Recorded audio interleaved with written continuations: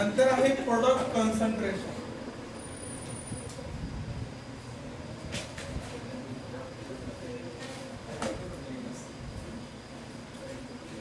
Product concentration म्हणजे काय, जे तुम्ही त्या एरोसोल मध्ये फिल करणार आहोत त्याचं कॉन्सन्ट्रेशन ऍक्वेस आहे का नॉन ऍक्वेस आहे. तर प्रोडक्ट कॉन्सन्ट्रेशन जे आहे ते दोन सिस्टीम मध्ये डिवाइड केलं असतं. एक आहे टू फेज सिस्टम आणि दुसरं असतं थ्री फेज सिस्टम. तर टू फेज सिस्टमला आपण काय म्हणतो, सॉल्व्हंट बेस्ड सिस्टम, आणि थ्री फेज सिस्टमला वॉटर बेस्ड सिस्टम. वॉटर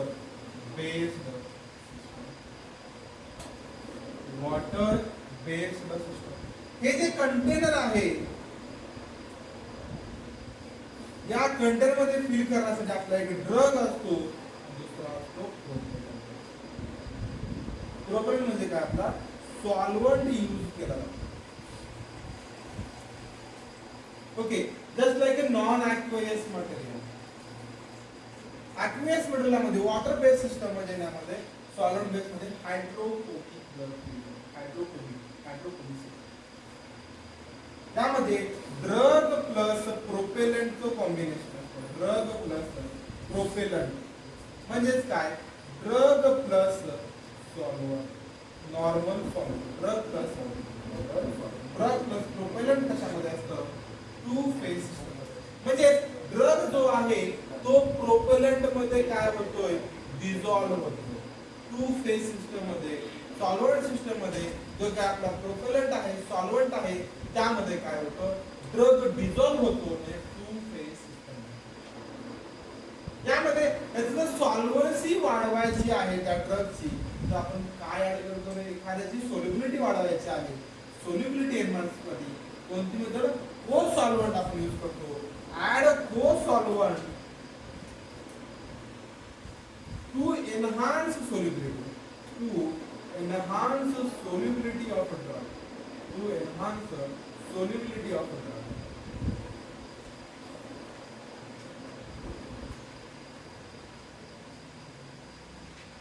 तर या केस मध्ये जो काही को सॉल्व्हंट यूज करतोय तो असतो 1% इथेनॉल यूज करतो.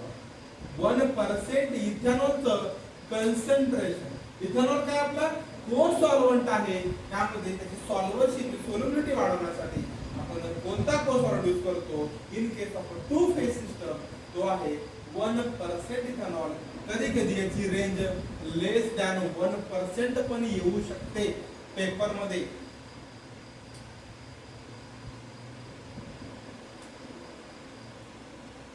समजतंय.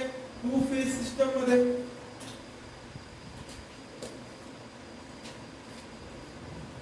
यामध्ये ड्रग प्लस प्रोपेलंट आहे. आणि थ्री फेज सिस्टम म्हणजे काय, water based system, just like aqueous materials. त्यामध्ये ऍक्वेस मटेरियल्सला सोल्युबल करण्यासाठी त्यामध्ये ड्रग पण असतो, प्लस प्रोपेलंट पण असतो, प्लस वॉटर. या तीनच काय असतं, कॉम्बिनेशन असतं. या तीनच काय असतं, कॉम्बिनेशन असतं. बेसिकली ड्रग प्रोपेलंट मध्ये मिक्स होत नाही, म्हणून काय करतो, प्रोपेलंट आणि वॉटरचं कॉम्बिनेशन करून आपण त्यामध्ये फिल करतो. Three phase system.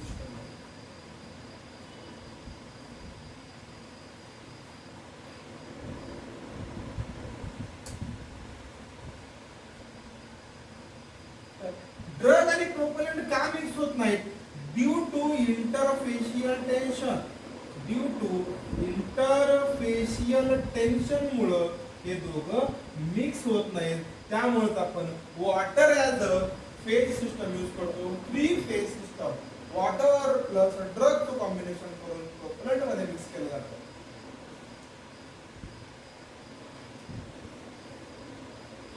जे काही तुमचं इंटरफेशियल टेन्शन आहे ते टेन्शन रिड्यूस करण्यासाठी आपण काय करतो, सर्फॅक्टंट ऍड करतो. कशासाठी, to reduce interfacial tension. To reduce interfacial tension. Surfactant add करतो, रिड्यूस द इंटरफेशियल टेन्शन, जेणेकरून drug plus propellant plus water व्यवस्थितपणे त्याचं मिक्सर होईल आणि three phase system, two phase system. समजा जर ड्रग आणि प्रोपेलंट जर प्रॉपरली मिक्स झालं असतं तर डायरेक्टली टू फेज सिस्टम झाली असती, वॉटरची गरज पडली नसती. या केसमध्ये आपण सरफॅक्टंट यूज करतो टू रिड्यूस इंटरफेशियल टेन्शन. यामध्ये एक्सेप्ट ऑल सरफॅक्टंट यूज केले जातात, एक्सेप्ट SLS यूज केला जात नाही, कारण की ड्यू टू इट्स टॉक्झिसिटी मुळे हा SLS यूज केला जात नाही. बाकी सगळे सरफॅक्टंट आपण यूज करतो. SLS चं फुल फॉर्म काय रे, सेकंड इयरला झालेला आहे HMP स्केल मध्ये. SLS सरफॅक्टंट फिजिकल फार्मसी झालेला आहे. सांगा SLS म्हणजे काय? SLS म्हणजे काय? Sodium lauric sulphate. Sodium lauric sulphate हा काय आहे? टॉक्सिक आहे, टॉक्सिक नेचरचा आहे. त्यामुळे आपण त्याला यूज करत नाही. कशासाठी? To reduce interfacial tension. यामध्ये पण कन्संट्रेशन किती यूज केलं जातं? 0.8 to 0.9% सरफॅक्टंटचं कन्संट्रेशन.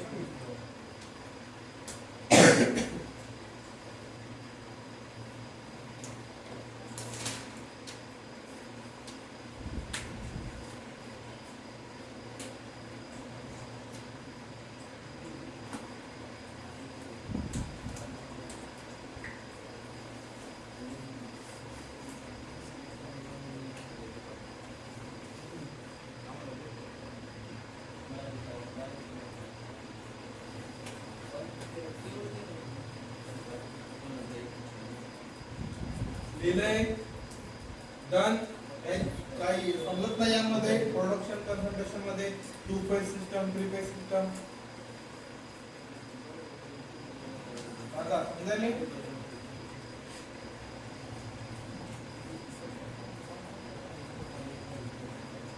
यामध्ये कंप्रेसर एअर तर फिल असते टू हे करण्यासाठी, त्याला प्रेस करण्यासाठी. कंप्रेस्ड एअर ऑलवेज असते प्रोपेलंट याच्यामध्ये केअरफुल 5% अमाउंट मध्ये लिहून घ्या. 5% अमाउंट मध्ये कंप्रेस्ड एअर असते दोन्ही पण सिस्टम मध्ये.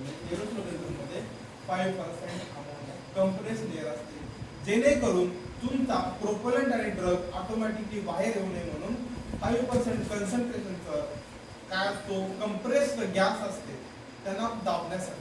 आता हे तुमचा प्रोपेलंट ऍक्च्युअल हे तुमचं एरोसोल किट आहे आणि खाली तुमचा पूर्ण ड्रग प्लस प्रोपेलंट असतो त्यामध्ये, आणि वरच्या एवढ्या स्पेस मध्ये काय? कंप्रेस्ड गॅस फिल केली असते, जेणेकरून तुमचा प्रोपेलंट आणि ड्रग ऑटोमॅटिकली बाहेर येऊ नये. किती कन्संट्रेशन मध्ये? 5% कंप्रेस्ड गॅस मध्ये. हे झालं पूर्ण product concentration to phase system आणि थ्री फेज बनलेला आहे. बरोबर आहे. नंतर सगळं झालं, एरोसोल किट बनली. आता इव्हॅल्युएशन करायचं त्याचं आपल्याला. इव्हॅल्युएशन एरोसोल कशा कशा प्रकारे इव्हॅल्युएशन केलं जातं?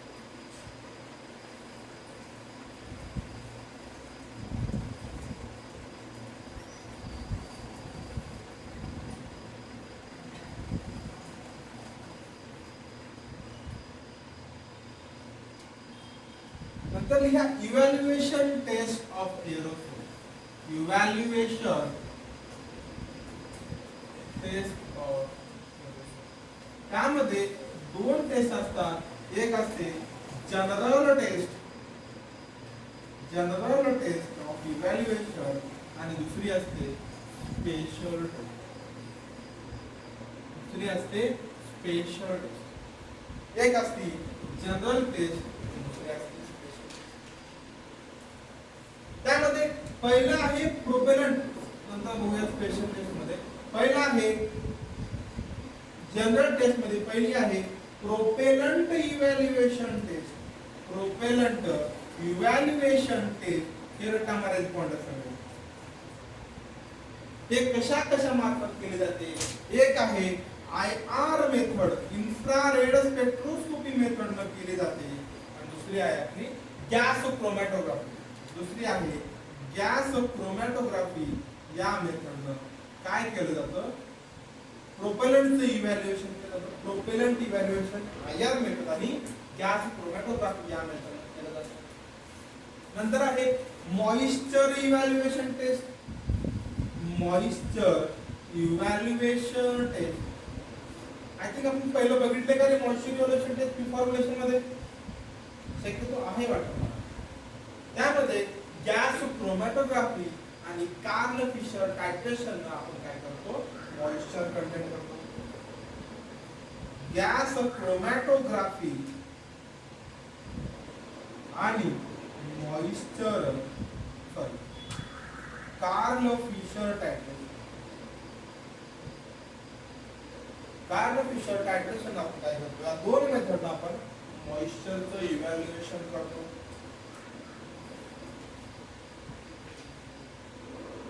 नंतर आहे foam stability taste.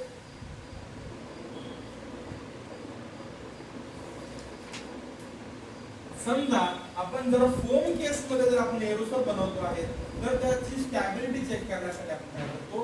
Foam stability taste check करतो. त्यामध्ये एक आहे रोटेशनल विस्कोमीटर, एक आहे रोटेशनल विस्कोमीटर डिव्हाइस असतं. त्यामध्ये आपण त्याची स्टॅबिलिटी चेक करतो, रोटेशनल विस्कोमीटर. आणि नंतर आहे रॉड टेस्ट. रॉड एक आहे रोटेशनल विस्कोमीटर, दुसरा आहे रॉड टेस्ट. तर रॉड टेस्ट मध्ये कसं केलं जातं? एखादा रॉड आहे, हे रॉड त्या फोम मध्ये डीप केलेला असतो आणि यावरती जे काही तुमचे बबल्स आहेत, बबल्स आहेत ना, तुम्ही हे करायचं आपलं काय कपडे मिक्स करतो पाणी असं माझं बोललं फुगे फुगे फुगे येतात, ते त्यात बबल्स असतात.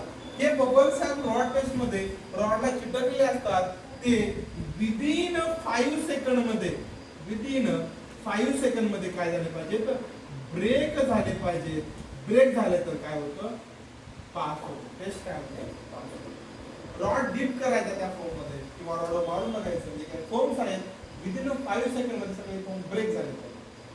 त्यावर आपण काय करतो? स्टॅबिलिटी चेक करतो. जर जास्त वेळ फोम येत आहे तर खूपच स्टेबल आहे, पण तेवढं गरज नाही. विदिन 5 सेकंड मध्ये आपल्याला काय करायला पाहिजे? ब्रेक झाले पाहिजे फोम्स म्हणजे बबल्स.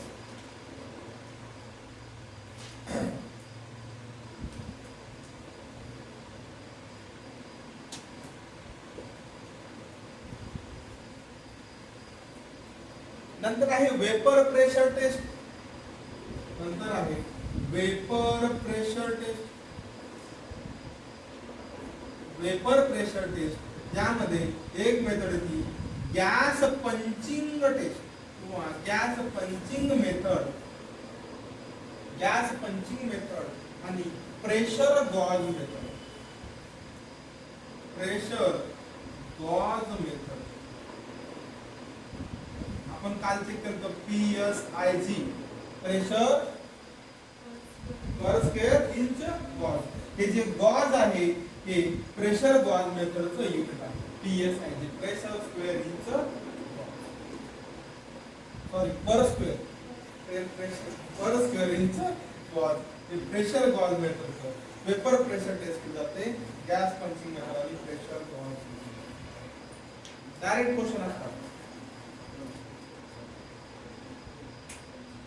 नंतर आहे पार्टिकल इव्हॅल्युएशन. जनरल टेस्ट मध्ये आहे त्या फोम मध्ये जे काय आपल्या एरोसोल मध्ये पार्टिकल इव्हॅल्युएशन केलं जातं. पार्टिकल इव्हॅल्युएशन टेस्ट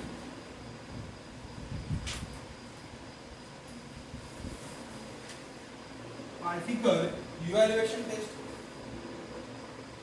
यामध्ये आपल्याला मायक्रोमेट्रिक मध्ये स्पेशल शिकायचं. आपण नाव लिहून घ्या. त्यामध्ये cascade method. Cascade method cascade method आणि सेकंड आहे light scattering method. Cascade method आहे आणि लाईट स्कॅटरिंग मेथड हे स्पेसिफिकली आपल्याला तिकडे शिकायचं आहे मायक्रोमेट्रिक्स मध्ये. लाईट स्कॅटरिंग मेथड आणि कॅस्केड मेथड. नंतर आहे 6वं आणि लास्ट जनरल टेस्ट मधला product discharge rate. Product discharge rate यामध्ये काय केलं जातं, एरोसोल कंटेनर घेतले जातात 2, 3, 4 असे, त्यामध्ये त्याला प्रेस केलं जातं, त्यामध्ये किती वेळेमध्ये तो तेवढा अमाऊंट पास करतो, प्रेशर चेक करतो, किती ग्राम किती सेकंड मध्ये तो बाहेर फेकला जातो ते चेक केलं जातं. त्यामध्ये प्रोडक्ट डिस्चार्ज रेट चेक केला जातो. कशामध्ये, कोणत्या युनिट मध्ये, ग्राम पर सेकंद. म्हणजे एका सेकंदाला किती अमाऊंट ऑफ तुमचा एरोसोल बाहेर पडतोय, म्हणजे किती ग्राम मध्ये बाहेर पडतोय हे चेक करायला सांगते प्रोडक्ट डिस्चार्ज रेट. युनिट आहे कोणत्यामध्ये, ग्राम पर सेकंद मध्ये चेक करत. एवढंच इम्पॉर्टंट आहे आपल्याला. प्रोडक्ट फक्त युनिट लक्षात ठेवा की कशा प्रकारे केलं जातं. एरोसोल कंटेनर घेतलं जातं, प्रेस केलं जातं, तर एका सेकंदाला किती अमाऊंट ऑफ ड्रग डिस्चार्ज झालेला, ती ग्राम मध्ये डिस्चार्ज झालेला आहे. हे काय म्हणजे जनरल टेस्ट आहे. हळू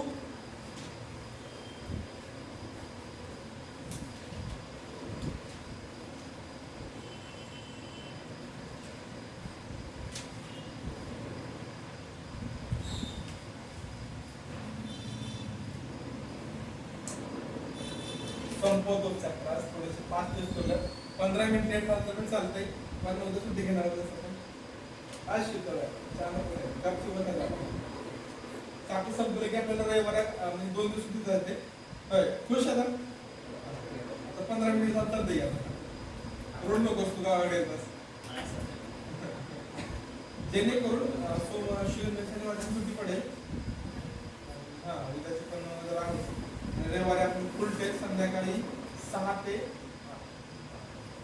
7 पेपर असेल, 50 क्वेश्चन असतील, उरलेला बल्क ऍड असेल, पुढचा पार्ट आणि अख्खं आपलं कोणतं एरोसोल. त्यामध्ये तुम्हाला वेगवेगळे पॉइंट भेटतील. त्याच्यानुसार तेवढेच वॉल्व दिसेल, नंतर सस्पेन्शन सिस्टम डिलिव्हरी दिसेल, वाटलं तर वाटलं सस्पेन्शन, फोम डिलिव्हरी काय असतं ते जे ऍक्च्युअल असतो, नेक डिफरन्स काय असतो, जर डीप जात नंतर आहे स्पेशल इव्हॅल्युएशन टेस्ट. वाटलं मला तर परत एखादा पॉइंट घेऊन टाकून त्याच्यामधला special evaluation test. Special evaluation test त्यामध्ये पहिली टेस्ट आहे आपली लीकेज टेस्ट. लीकेज आपण डायरेक्टली टॅबलेटची टेस्ट करतो, इव्हॅल्युएशन टेस्ट करतोय, आपण सगळ्या टॅबलेट चेक करतो का, रँडमली टेस्ट करतो. पण या केसमध्ये कंटेनरच्या केसमध्ये लीकेज टेस्टमध्ये आपल्याला जेवढे काही कंटेनर्स आहेत सगळ्यांना ही टेस्ट पास करावी लागते, लीकेज टेस्ट. काय होतं या लीकेज टेस्ट मध्ये, एखादा मोठा कंटेनर असतो, या कंटेनरमध्ये वॉटर असतं, त्या वॉटर मध्ये आपले जे काही आपले कंटेनर्स आहेत एरोसोलचे ते टाकले जातात, किंवा सगळे 100% कंटेनर आपण यूज करतो. जेवढे काही आपण कंटेनर बनवलेले आहेत, जेवढ्या समजा फीड केलेला आहे, सगळे कंटेनर आपण यामध्ये काय करतो, डीप करतो. ते कशा कोणत्या टेम्परेचर करतोय, 55 डिग्री सेल्सिअस और 120 डिग्री फॅरनहाइट या टेम्परेचर वरती हे वर्क करतो. तर हे जे कंटेनर्स आहेत, जर या कंटेनर्स मधून बबल्स जर फॉर्म होत असतील, डीप केल्यानंतर बबल्स फॉर्म होत आहेत, जेणेकरून ते कंटेनर लीकेज आहे. बबल फॉर्म होत आहेत म्हणजे काय, लीकेज आहे. तर काय होईल, टेस्ट काय होईल, लीकेज आहे म्हणजे टेस्ट फेल होतं. समजा मेजर लीकेज आहे, कोल्ड वॉटर लागतं. मायनर जर लीकेज असेल, त्या आपल्याला वॉटरला हीट करावं लागतं. तुम्ही बघा कधी पण पातळ ठेवतो किंवा आपल्याला बबल्स फॉर्म होतात, टेम्परेचर झाल्यानंतर जी काही पोकळी जागा आहे तिथं एअर एंटर होते, म्हणून हिटिंगच्या मध्ये मायनर लीकेज दिसून येतो. मायनर लीकेज मध्ये, in minor leakage we require heat water. वॉटरला काय केलं पाहिजे, हीट केलं पाहिजे एखाद्या टबमध्ये. आणि जर मेजर लीकेज असेल, तर कोल्ड वॉटर मध्ये पण करतो. लिकेज टेस्ट 100% कंटेनर सगळेच कंटेनर यूज करतो किंवा 100% कंटेनर टेस्ट म्हणू शकतो आपण. लिकेज टेस्ट यामध्ये काय केलं जातं, टब असतं, एखादं बाथ असतं, त्यामध्ये वॉटर असतं, आपण सगळे ट्यूब्स तयार करतो. समजा त्यातून बबल्स फॉर्म होत आहेत, तर ते म्हणायचं लिकेज आहे आणि ते कंटेनर फेकून जातं, मग टेस्ट फेल होतं. जर बबल्स फॉर्म होत नाही, टेस्ट पास. आता समजा मायनर लिकेज आहे, तर आपण काय करतो, ते वॉटर जे आहे त्याला हीट करतो आणि चेक करतो. जर मोठं मेजर लिकेज आहे, तर विदाउट थंड वॉटर मध्ये पण बुडबुडे बबल्स फॉर्म होतात. हे लिकेज टेस्ट हिला म्हणजे leakage test initial leakage test काय प्रॉब्लेम आहे लिकेज टेस्ट मध्ये जात नाही. लिकेज टेस्ट मध्ये काय प्रॉब्लेम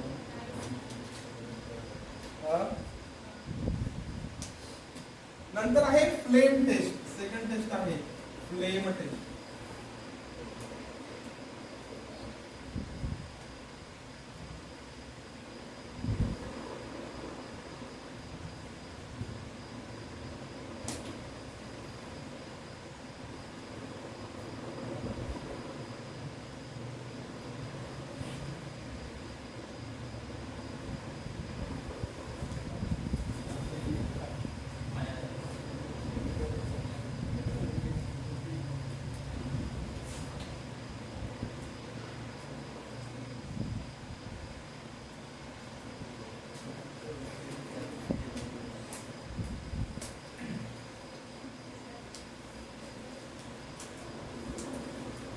लवकरात सुरू करणार.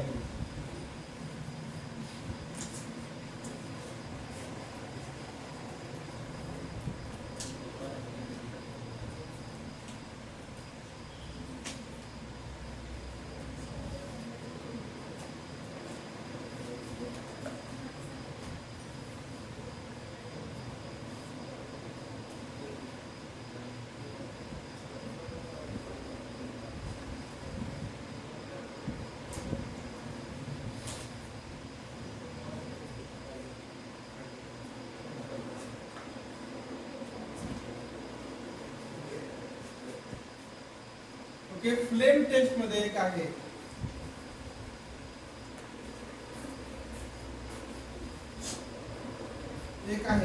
फ्लॅश पॉइंट टेस्ट आणि फ्लेम एक्सटेन्शन.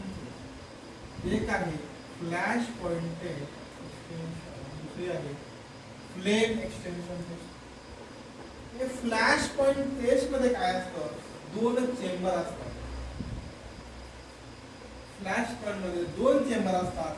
एक असतो फिलिंग चेंबर, एक असतो फिलिंग चेंबर आणि दुसरा असतो. काय केलं जातं, यामध्ये चायना डिश घेतली जाते. एक कप टाईप आहे चायना डिश, म्हणजे त्यामध्ये याला काय म्हणतात टॅग कप ओपन आकार. एक आहे टॅग कप ओपन आकार. तर फ्लॅश पॉइंट टेस्ट मध्ये कोणता apparatus यूज करतो, tag cup open apparatus use केला जातो फ्लॅश पॉइंट टेस्ट. तर काय केलं जातं, या चायना क्ले मध्ये आपलं जे काही ऍक्च्युएटर आहे, जे एरोसोल कंटेनर आहे, ते यामध्ये प्रेस केलं जातं. प्रेस करून हा लिक्विड जमा केला जातो. त्या ठिकाणी वाटी घेतली जाते चायना क्लेस आणि प्रेस करून त्याच्यामध्ये फिलिंग चेंबर मध्ये प्रेस करून त्याला करायचं लिक्विड जमा केलं जातं. आणि हे जे कंडिशन घडते हे -25 डिग्री फॅरनहाइट या टेम्परेचरला केलं जातं. म्हणजे कोल्ड टेम्परेचरला त्याची फिलिंग केली जाते. फिल केलंय चायना क्लिडिश मध्ये. नंतर काय केलं जातं, हे जे फिल केलेलं आहे हे टेस्ट चेंबर मध्ये आणलं जातं. यामध्ये लिक्विड आहे आपलं कोणतं प्रोपेलंट प्लस ड्रग आहे, त्याला खालून काय केलं जातं, हीट सप्लाय केलं जातं. आणि इथं टेम्परेचर थर्मोमीटर आहे. टेम्परेचर दिलं जातं आणि आता कोणत्या टेम्परेचरला तो आग पकडतोय, तो म्हणजे फ्लॅश होतो, म्हणजे जाळ पकडतोय, आग पकडतोय, अशा कोणत्या टेम्परेचरला समजा पकडतोय त्या टेम्परेचरमध्ये काय म्हणायचं प्रोपेलंट आहे जाळ पकडतात आग पकडतात म्हणजे फ्लॅश पॉइंट टेस्ट आपली पास होते. तर हे काय टेम्परेचर होतंय ते 55 डिग्री सेल्सिअसला फ्लॅश पॉइंट काय करतो डिटेक्ट करतो. 55 डिग्री कोणत्या टेम्परेचर 55 डिग्री सेल्सिअसला फ्लॅश पॉइंट डिटेक्ट होतं और 120 डिग्री फॅरनहाइट म्हणून म्हणू शकतो. विचारलं जातं in flash test flash point test मध्ये कोणत्या टेम्परेचरला आपण फ्लॅश पॉइंट डिटेक्ट करतो. त्यामुळे एक समजायचं आहे की यामध्ये कंटेनर मध्ये फ्लॅश पॉइंट टेस्ट मध्ये आपला प्रोपेलंटच आहे हे फाइंड आउट करण्यासाठी आपण काय करतो फ्लॅश टेस्ट करतो जेणेकरून त्यामध्ये आग पकडतो. जर प्रोपेलंट नाही तर आग पकडणार झालं. हे झालं पूर्ण आपलं फ्लॅश पॉइंट टेस्ट. या flash point test used to check flash point test is used to check storage temperature of aerosol. Used to check storage temperature of aerosol. म्हणजे कोणत्या टेम्परेचर पर्यंत त्याला आपण स्टोअर करू शकतो स्टोरेज टेम्परेचर अशा कोणत्या टेम्परेचर पर्यंत आपण त्याला स्टोअर करू शकतो. समजा त्या स्टोरेजच्या तुम्ही बघा रूमवर एखादी मेणबत्ती घ्या आपण परत नाही मारा आग पकडा ते असं म्हणजे कोणत्या टेम्परेचरला आग पकडते हे पण फ्लॅश पॉइंट. नंतर आहे फ्लेम एक्सटेन्शन टेस्ट. नंतर आहे फ्लेम एक्सटेन्शन टेस्ट. तर फ्लेम एक्सटेन्शन टेस्ट मध्ये काय केलं जातं इथे एक मेणबत्ती ठेवली जाते आग असते मेणबत्ती आणि या ठिकाणून काय झालं होतं आपला स्प्रे केला जातो स्प्रे पॅटर्न आणि हा स्प्रे पॅटर्न 4 सेकंदासाठी आपण स्प्रे केला जातो आणि स्प्रे केल्यानंतर त्याची जी फ्लेम आहे ती 3 फीट पर्यंत गेली पाहिजे. 3 फीट पर्यंत गेली पाहिजे. स्प्रे केला इथं मेणबत्ती पकडली आपण अशी मेणबत्ती पकडली स्प्रे केलं तर ते काय 3 फीट पर्यंत काय गेली पाहिजे त्याची फ्लेम गेली पाहिजे. गेली तर आपण काय म्हणतो टेस्ट पास. 3 फीट पर्यंत गेली पाहिजे. तर 3 फीट पर्यंत गेली तर काय म्हणायचं आपण कंटेनर कसं आहे 100% फील कंटेनर आहे बरोबर. 3 फीट पर्यंत गेली फ्लेम 4 सेकंद झाल्यानंतर प्रेस केल्यानंतर तर म्हणायचं आपलं कंटेनर 100% फील आहे. तर यावरून आपण काय करतो क्वांटिटी चेक करतो. क्वांटिटी चेक करतो कशाची त्या एरोसोल कंटेनर मध्ये किती अमाउंट ऑफ ड्रग आहे. To check the quantity of product. Flame extension test is used to check the quantity of the product in aerosol container. Quantity of the product in aerosol container. Aerosol container मध्ये किती amount of drug आहे, किती amount of propellant आहे हे check करण्यासाठी आपण काय करतो flame extension test करतो.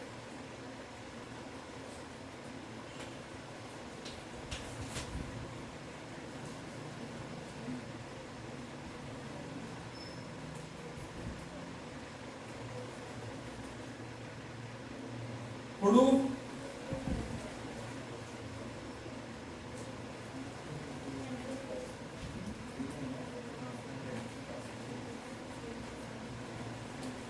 नंतर आहे last stage spray pattern test. Last आहे spray pattern taste.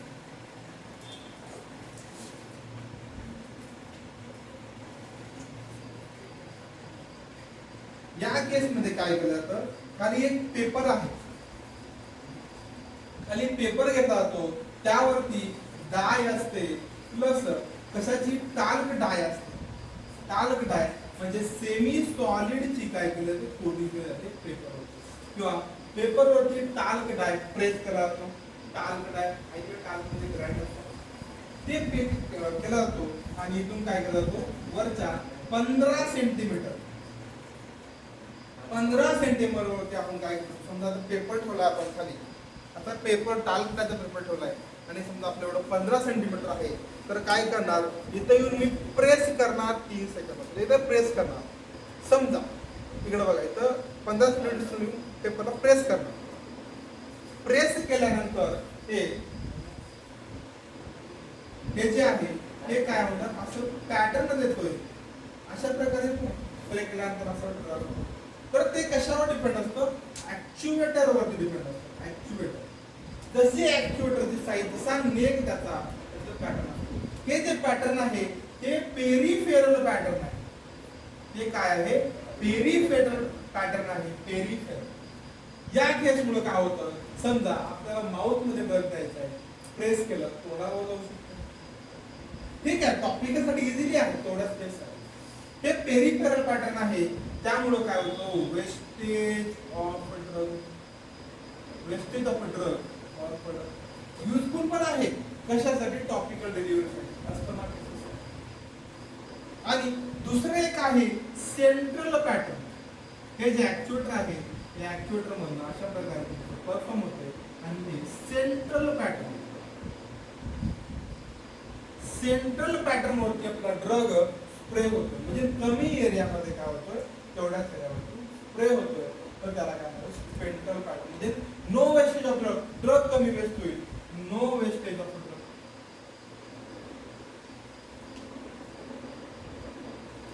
No wastage of drug. तर हे जे आपलं पेरिफेरल पॅटर्न आहे, त्या पेरिफेरल पॅटर्नला रिड्यूस करण्यासाठी आपण एक टेक्निक यूज करतो. ही टेक्निक म्हणजे कोणती आहे, स्पेसर टेक्निक. ही कोणती टेक्निक आहे, spacer technique. To reduce, used to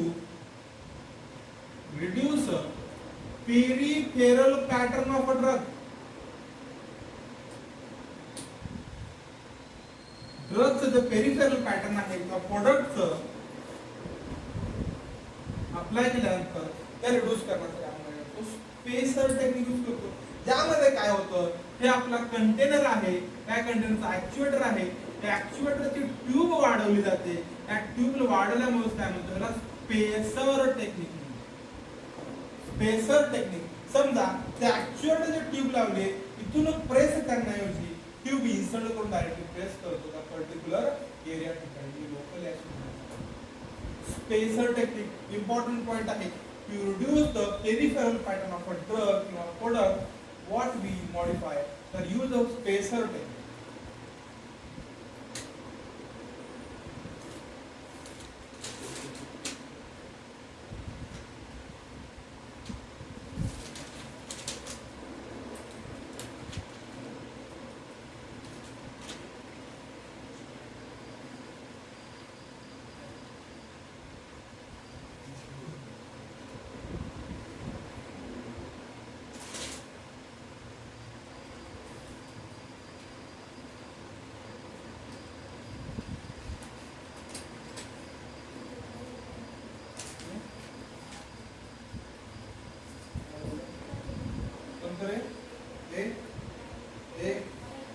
Wastage of product.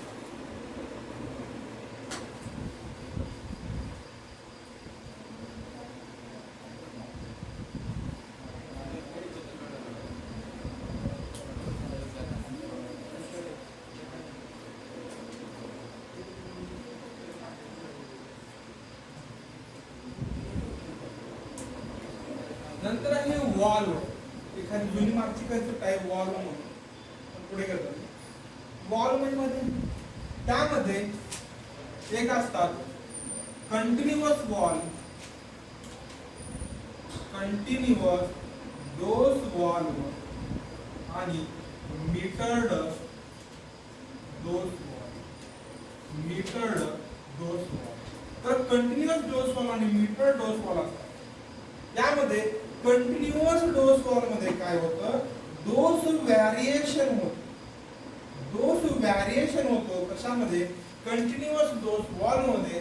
त्यासाठी याला मिनिमाइज करण्यासाठी, डोस व्हॅरिएशन मिनिमाइज करण्यासाठी काय होतं, त्याला हे metered dose valve. Metered dose inhaler म्हणतात आला. त्याच्यामध्ये एक्झाम्पल आहे मीटर्ड डोस इनहेलर म्हणजे काय, एमडीआय, मीटर्ड डोस इनहेलर. ते काय आहे मीटर्ड डोस इनहेलर. कसं यूज केलं असतं तुम्ही माहिती डोस व्हॅरिएशन ना कंटिन्युअस डोस इनहेलर किंवा कंटिन्युअस डोस वॉल. आणि हे मीटर्ड डोस इनहेलर जे आहेत ते स्पेसिफिकली नेझल मध्ये यूज करतो. MDI मीटर्ड डोस खूप वेळेस क्वेश्चन पडला MDI वर. Metered dose inhaler metered dose inhaler. आणि एरोसोल जे आहे एरोसोल सगळं झालं बनवलं सगळं झालं. आता ट्रान्सपोर्टेशनचा विषय आहे. हा मीटर्ड डोस व्हॅल्यू आहे त्याचा एक्झाम्पल आहे MDI मीटर्ड डोस इनहेलर.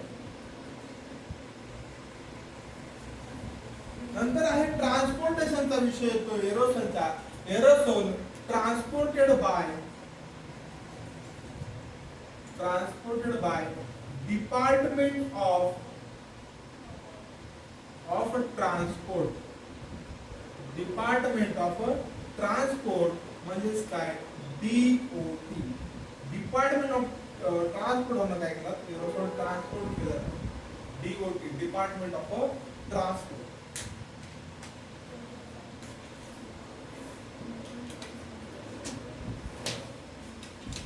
काय पण ठोकलंय का नाही ना